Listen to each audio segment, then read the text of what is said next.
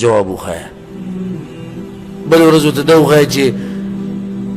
د الله یو نوم ورته یاد کړه واړه دا خو مختصر نومونه دي یو نوم ورته یاد کړه څومره ښکلی ماحول به او بیا د دې سره چې قصې د دې ماشومانو قصې ډېرې خوښې د دې په ځای چې تاسو د شپې پروت یو ازمری راغی او دا چلي وکړو بلا راښکاره شو دا ټول دروغ دي حسابېږي دا ټول دروغ دي او حسابېږي د مور پلار ته نصیحت دی ګورې چې دا دروغ دي د دې به سره قیامت حساب کتاب کې رسول چې زنانه ولیده خپل ماشوم ته یې آواز وکړي راشه واله او د لاس یې موټی کړی رسول صلی الله علیه وسلم ورکړې هغې لاس کوله که وویل رسوله کجوره ده او ما که خالي نو ګورې دروغ دی الله به سره حساب کوي نو دا خبرې کول چې بلا راغله او پیشو راغې او ازمری راغې او پلانې راغې د دې په ځای ورته د پیغمبر قصه بیان کړه که نه مختصرې ورته بیان کړه د موسی علیه السلام قصه د نوح علیه السلام قصه داسې زوی پیغمبرو خلکو د هغه خبره نه منله الله په هغوی باندې بیا طوفان راوستو کشتۍ په اوبو کې روانه وه دوی خو دا خبرې خوښې که کشتۍ په اوبو کې روانه وه هغه پکې ناست و ټول هر څه د اوبو نه ډک شوي دا قسمه قصې ورته توګې د په ذهن کې کښېني دغه شان د سلیمان علیه السلام او د مولا چرګک واقعه او داسې نورې واقعې چې ته ورته په اسان انداز بیان کړي دا که داسې تفصیلي ورته بیانوي خو پرې نه پوهېږي خو په داسې انداز چې ماشوم دا خبرې یادې کړي د هغه په ذهن کې کښېني او زه د بعض خبرې تاسو ته دې لپاره کومه چې تشویقا چې شوق ستاسو پیدا شي ما دې مخکې ورځو کې ما د ښکاري دوه هفتې مخکې د سورة القصص دویمه حصې تفسیر ما کړی نو په هغې کې دغه واقعه بیان شوې وه چې الله موسی علیه السلام ته ویل چې رامسا د ځمکې راواچوه د هغې نه څه جوړ شو مار ترې جوړ شو نو الله ورته وایي چې هغه ویرېد شاته لاړ الله ورته یېرېږه مه راځه مخې ته دا واقعه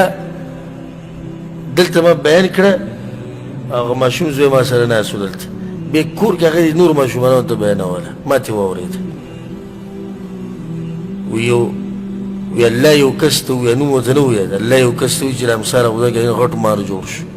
دا قصې د ماشومانو خوښې هلته سم ویېرېد دا قسمه په دې اسلوب باندې خبره کول چې زویه ابراهیم علیه السلام یو کس د هغه دا نوم و هغه بوتان مات کړو د قوم رالو ډېر شي کسان راجمع شو هغه یې اور ته غوځار کړو چې اور ته غوځار کړو هلته الله هغه بچ کړو هغه اور ونڅېږو دا د په ذهن کې کېناست نو دا د هغه قصو نه غوره دي هغه کوم دروغ چې ورته وایي چې پیشو راغلی و منګک راغلی و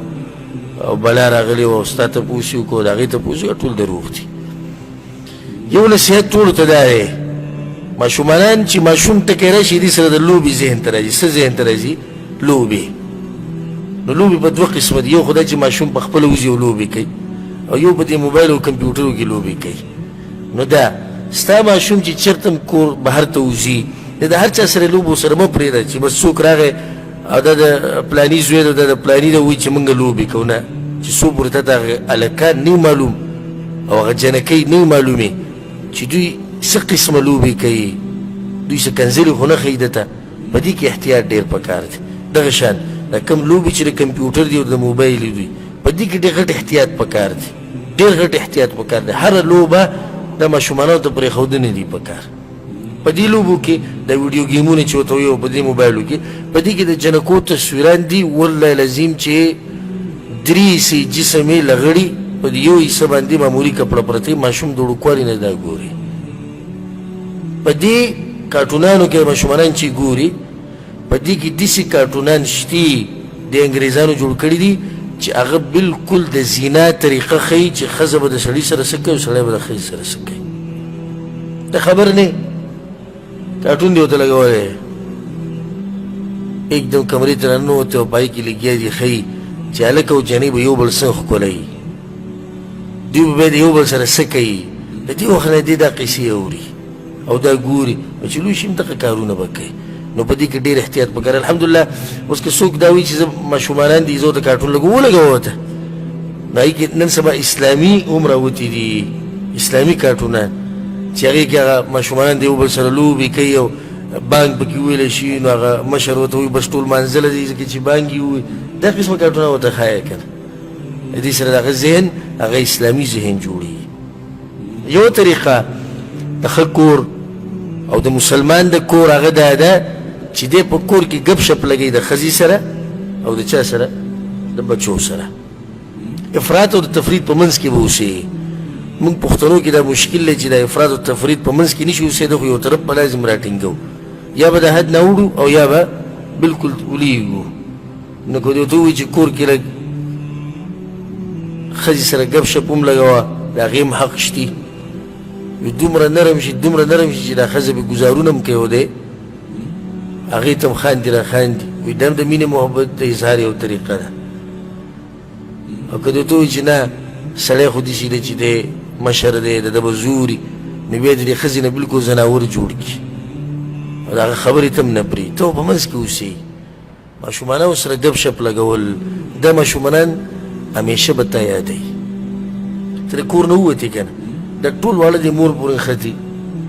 داجي به کله راځي، ابو به کله راځي، پلانې به کله راځي، او ولې رانغې؟ ځکه چې هغه د دوی سره کینی، د دوی سره ګپ شپ هم لګوي، د دوی سره خبرې اترې هم کوي. بعض هغه دي دا تپوس کوي کله به راځي چې دی د کور نه وځي، د دې دپاره تپوس کوي. نو چې بیا راشي کور ته، د دروازې په دې چون کې وګوري، یا اکثر په کوټه پرې نه راوخېږي وګوري چې هغه هټلر خو ناست دی، بیا منډې کړي. او چې کله پلار یې ووایي چې زه روان یم سعودي ته، ویزه مې شوې ده، د ده اختر دقه یي، دقه اختر یې. او چې پلار یې ټلیفون وکړي چې د روان یم، دا په ده باندې غټ مصیبت وي، بیا دا